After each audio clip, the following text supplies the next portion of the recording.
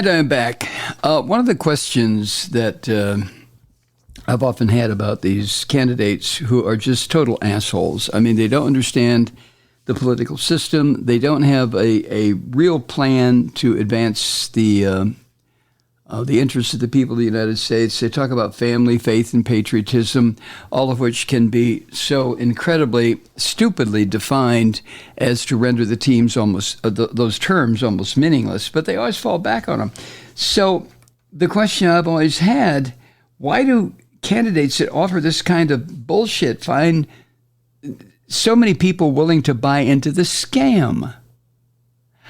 I guess it's because we're politically very ignorant. We don't understand the power that comes with being a member of Congress, or the power in being a president. You know, one of the phrases that just drives me crazy is when you hear a candidate, and Joe Biden did this too, but you hear a candidate say, on day one, I'm going to, on day one, you're not going to do shit. Really, you're not. You're going to be involved in getting settled into the White House, deciding who your cabinet members are going to be. On day one, I'm going to invade Mexico. That's what Rosanna Ramaswamy has promised, among other things. He's going to invade Mexico. He said this in Chicago when he addressed a bunch of African-American voters on the south side of Chicago. And he gave this speech that the black folk didn't want to hear. They wanted to ask him why he was against black advancement and black education and African-American studies. But he wouldn't go there.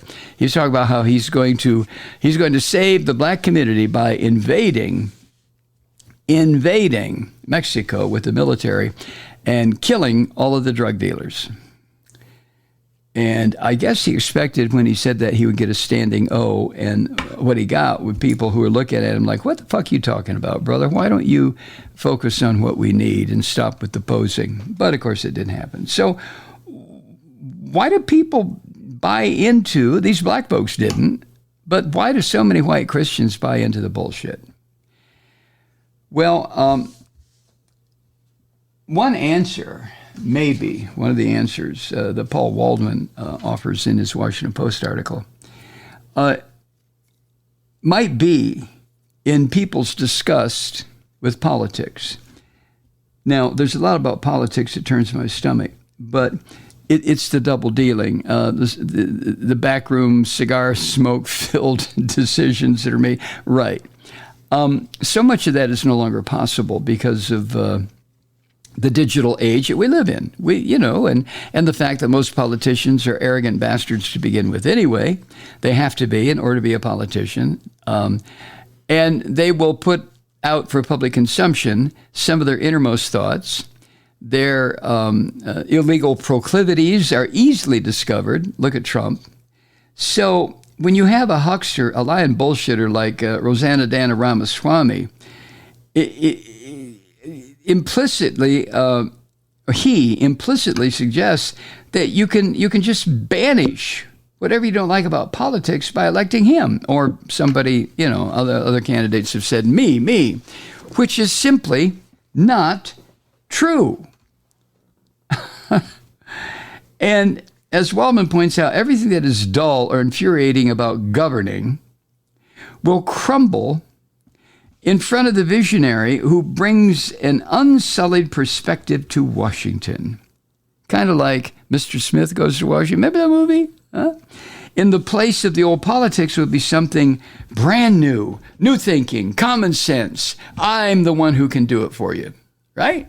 Isn't that what the orange bastard said? Isn't that what so many of these grifters and liars, and the latest one is this creep, Rosanna Ramaswamy. So the belief in a candidate who claims they can bring about all of this is so stupidly naive. It's even, as Paul Waldman points out, it's even childlike. Yeah, it is. Daddy, please help me. And I'm sorry, here comes Malloy again with his anti-Christian shit, but it's almost like the Christian religion. Let go and let God. What?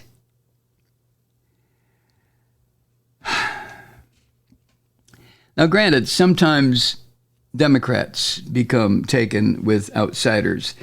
But they usually have been people with a lot of political experience. I'm thinking about Howard Dean, for example. We have a Democrat, Andrew Yang, remember him, who resembled Rosanna Dana Ramaswamy because Andrew Yang didn't have any political experience, but he got a whole bunch of attention in 2020, but, never got more than a couple of points where it concerned his standing in the polls. And Waldman closes with this, and I'm going to quote it for you directly. Quote, eventually,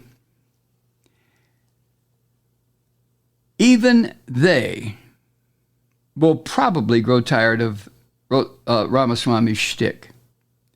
But 4 years from now, yet another candidate with zero political experience is likely to enter the Republican primaries, and chances are GOP voters will be fascinated and intrigued all over again.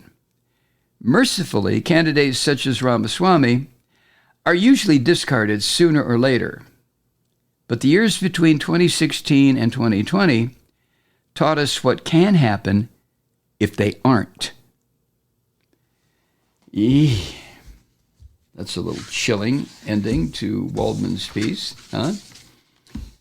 But he's absolutely correct. We are fully aware of what can happen if you have some grifting, lying, phony son of a bitch like Ramaswamy, or Trump, or the pizza man, or Herman Cain, who otherwise, not Herman Cain, but, what's his name? Herman Cain was the pizza guy, Godfather's Pizza. But the neurosurgeon, I mean, somebody who is extremely good as a neurosurgeon. I think he was on the cover of Time one time when he was younger because of his expertise. But for that person to enter politics, it's just crazy. It makes no sense. Oh, well. Hi, Truth Seekers. Mike Malloy here. The Progressive Voices Network brings you commercial-free commentary from today's leading progressive radio hosts and pundits, like me, Mike Malloy, 24 hours a day. I'm not your typical old guy from the 80s or the 90s talk radio host, and Progressive Voices is not your typical talk radio network. It's a listener-supported nonprofit with no corporate control whatsoever over our broadcast. So hosts like me, Mike Malloy, are free to rant and scream and carry on about whatever we like.